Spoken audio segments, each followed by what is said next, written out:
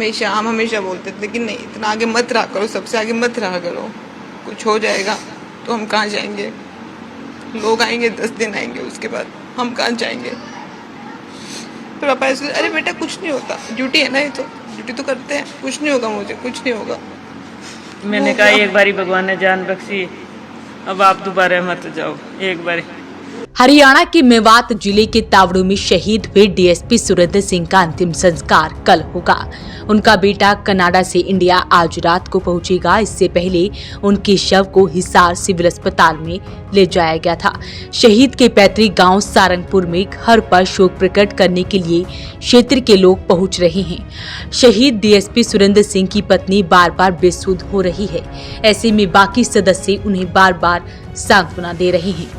शहीद की बेटी अपनी मां को बार बार पानी पिला रही है, लेकिन पति की मौत के गम में बेसुध हुई पड़ी है।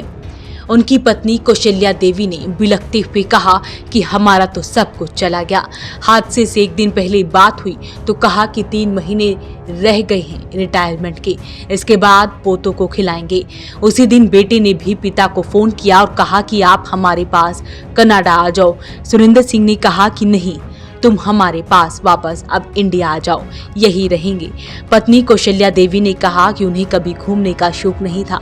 मैंने कई बार कहा कि घूमने चलते हैं, सारी उम्र ड्यूटी करते रहेंगे, लेकिन वो कहते थे कि अब रिटायरमेंट के बाद ही घूमेंगे।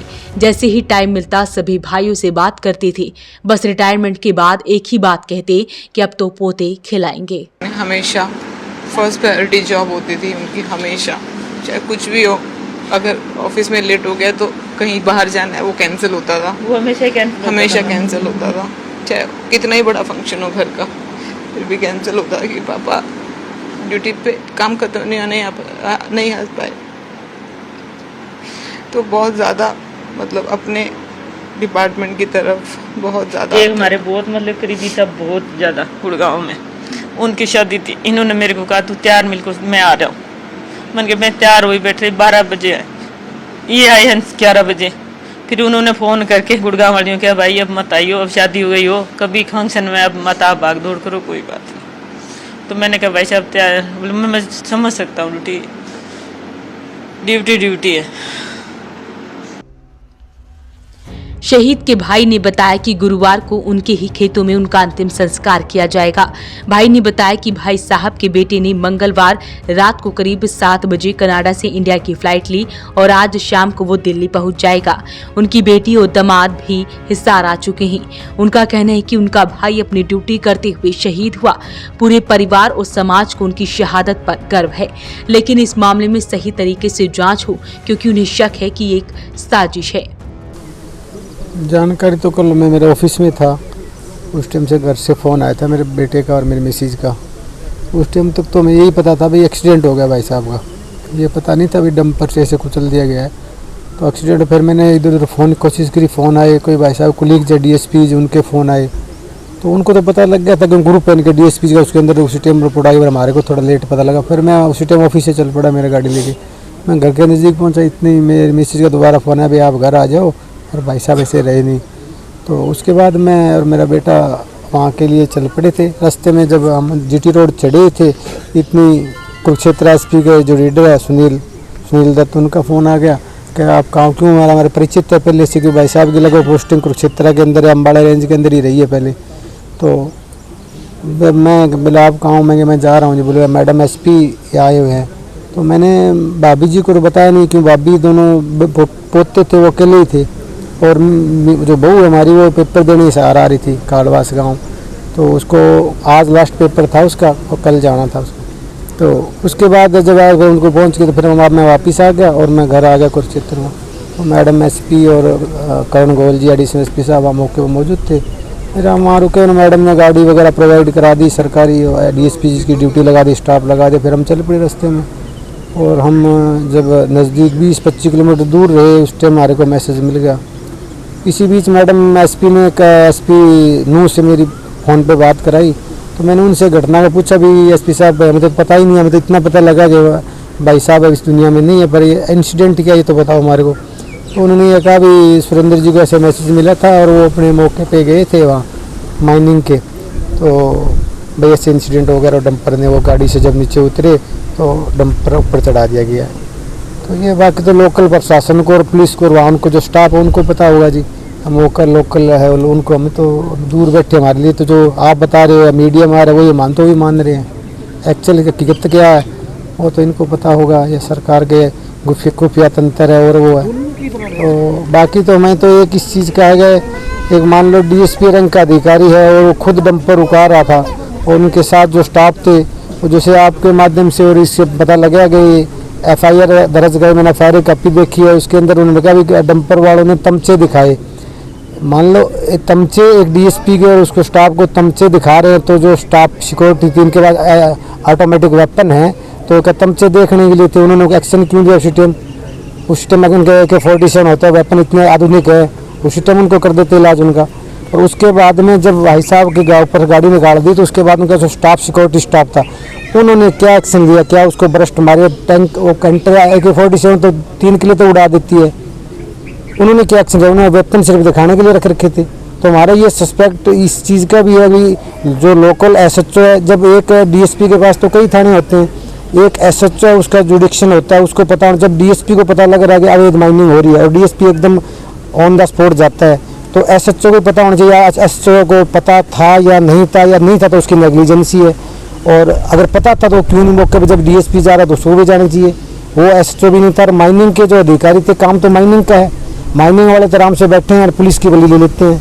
तो माइनिंग के अधिकारी उनकी भी इंटरोगेशन होनी चाहिए, उनकी सारे फानों की कॉल डिटेल और लोकेशन उनकी सब पता होनी चाहिए, क्यों हो सकता है किसी आदमी ने तरक्की की हो और एक षड्यंत्र के तहत हमारे भाई साहब का ऐसे इन्होंने करवा दिया हो। और बाकी संस्कार तो अभी उनका बेटा बाहर से आएगा और कल सुबह उम्मीद है 10 बजे तक संस्कार होगा, शाम को आएगा बेटा। सरकार की तरफ से जो शहीद का दर्जा और 1 करोड़ की उससे कितना संतुष्ट है? नहीं, सरकार जो CM साहब ने कल वहाँ बाउंड्री में घोषणा की, चलो हमें बड़ी इस बात की थोड़ा संतोष है और हमारी थोड़ी हिम्मत भी मिली इतने बड़े दुख के अंदर के CM साहब ने ये कहा, इसमें सारी बात आ जाती है। CM साहब ने कहा भी आज हम सुरेंद्र सिंह के परिवार के साथ खड़े हैं, हम प्रदेश का मुख्यमंत्री ये कहता है तो हमारे एक परिवार का मुखिया ही मानो, वो उसने कह दिया हम आपके साथ खड़े, तो मैं कुछ कहने की जरूरत ही नहीं रहती है कि वो अपने हिसाब से जो आपको अच्छा लगेगा, जो उनकी उन्होंने कमेंटमेंट करी है वो अपने आप करें। बाकी सरकार से हमें तो कोई शिकायत नहीं। विधि साहब ने भी कहा भी चाहे हमें कितनी फोर्स लगानी पड़े हम उनके खिलाफ एक्शन लगे छोड़ेंगे नहीं, और DG साहब मौके पर गए, DG साहब ने भी कहा। बाकी थोड़ी एक इतनी है कि बात LP वो एक सेकेंडरी चीज़ें है, बात है कि मान लो आज सुरेंद्र सिंह की बलि ले ली, कल हो सकता है किसी और की सुरेंद्र सिंह और कोई बलि हो जाए, किसी का बाप है, किसी का बेटा, किसी का सुहाग गुजरे, उससे पहले गवर्नमेंट को चाहे जुडिशियल इंक्वायरी हो चाहे CBI इंक्वायरी हो, हमें तो कहते हैं CBI या जुडिशियल इंक्वायरी, ताकि पता लग सके भी इसके एक दिन माइनिंग का काम एक दिन से तो होता नहीं, और माइनिंग कहीं भी कोई चोरी होती है उसके अंदर कोई न कोई इन्वॉल्वमेंट उससे संबंधित आदमी होता है, सीधा कोई चोरी नहीं करता। 11 बजे से बात हुई है, खेती बाड़ी को पूछो, समाचार बाड़ी भी गांव में ठीक है, परिवार में सब ठीक है, मैं पानी बत्ती बात है 5 मिनट गाड़ी चाल दम करी इन चीज़ को मन ठाक होनी, 5 मिनट बात करी, समाचार पूछे, राज्य खुशी और तो सुरेंद्र के परिवार में कौन कौन है? सुरेंद्र का एक लड़का थी, एक लड़के, दोनों ब्याह हो गया। सुरेंद्र का 2 पोता है, जुड़वा वह कुरुक्षेत्र है, सारा टोटल 8 भाई। यहाँ मैं गांव में एक ही रूम, पहले एक बड़ो भाई अजीत नाम हूँ, मेरा बड़ो, मैं 2 खेती करेगा और सब नौकरी पैसे बाहर गए। वहीं गांव के सरपंच और बाकी मेंबरों का कहना है कि ये मामला संदिग्ध है, तो ऐसे में इसकी जांच होनी चाहिए। साथ ही उन्होंने बताया कि सुरेंद्र बड़े ही अच्छे स्वभाव के व्यक्ति थे और मिलनसार थे। और सुरेंद्र जी को हम बड़े छोटे थे, 6वीं 7वीं में पढ़ते थे, तब से जानते हैं, क्योंकि उनके बड़े भाई, उनकी पहली बात तो उनका परिवार गांव में रहता था लगभग, और मैं उनके जो उनसे छोटे भाई हैं उनके सुभाष जी, वो मेरे गुरुजी हैं, वो मैं यहाँ पढ़ाया करते थे, और उस परिवार से पूर्व में ही हमारे बुजुर्गों से इनकी अच्छी उठबैठ और परिवार जो है आना जाना परिवार का लगा रहता था, और बड़े मिलनसार व्यक्ति थे, कोई धनी थे जी। और आज इस तरह से निर्मम हत्या होना बड़े दुख की बात है, और एक हमें एक गर्व की बात यह भी है कि एक किसान परिवार से उठ करके और DSP रैंक तक गांव का एक किसान का बेटा पहुंचे, ये हमें गर्व की बात है। लेकिन दुख हमें इस बात का है कि एक DSP रैंक के अधिकारी की निर्मम हत्या कर दी जाती है, और वहाँ उनके साथ जो गए हुए गनमैन हैं। मैं आपसे 2 सवाल मैं पूछना चाहता हूँ। जो है अपने सरकार से कि क्या सर उनके साथ जो गनमैन गए हुए थे क्या वो खाली हाथ थे? हमें मीडिया के माध्यम से जो बात का पता चला है कि उनको तमचे दिखा करके और वो जो भाग गए, वो जो समलगर थे वो भाग गए। क्या उनके पास हथियार थे? जो उनके गनमैन थे क्या उनके पास कोई हथियार नहीं था? AK-47 इनके पास हम देखते हैं पुलिस वालों के पास होती है, इनके पास में स्टैन गन होती है। क्या इन्होंने एक गोली चला करके उसको आप ये नहीं रोक सकते थे? इतनी निर्मम हत्या होना। मैं सरकार से इसकी CBI जांच की मांग करता हूं। इस गांव के प्रतिनिधि, जनप्रतिनिधि होने के नाते गांव से CBI जांच की मांग करता हूं और मैं सरकार से मांग करता हूं, जैसे उन्होंने कल घोषणा की कि उनके एक परिवार के सदस्य को नौकरी, हम गांव से ये मांग करते हैं कि कम से कम DSP रैंक से कम उनके किसी परिवार के किसी सज्जन को नौकरी दी जाती है तो DSP से रैंक से कम उनको नौकरी नहीं दी जाए। और वैसे वो गांव में आते थे और मेरे से तो हर बार 10 से 15 दिनों में बात करते थे, बेटा गांव का क्या हाल चाल है, बारिश हुई नहीं हुई, गांव खुशहाल है। और कल से सरा जैसे ही हमें पूरे गांव में ये खबर पहुंची है, सही बता रहे हैं हम, कुछ बताने के लायक ये सर, इतना बुरा सदमा लगा है गाँव को। और गाँव जो है पूरा गाँव, कल रात किसी घर में शायद चूल्हा ना जला, ऐसे हालात हैं सर। बता दें कि DSP सुरेंद्र की मंगलवार को तावड़ू में खनन माफिया ने डंपर चढ़ाकर हत्या कर दी थी। DSP अवैध खनन की सूचना मिलने पर कार्रवाई करने के लिए उस जगह पर पहुंचे थे, लेकिन खनन माफिया ने उनकी हत्या कर दी। वॉइस ऑफ पानीपत के लिए ब्यूरो रिपोर्ट।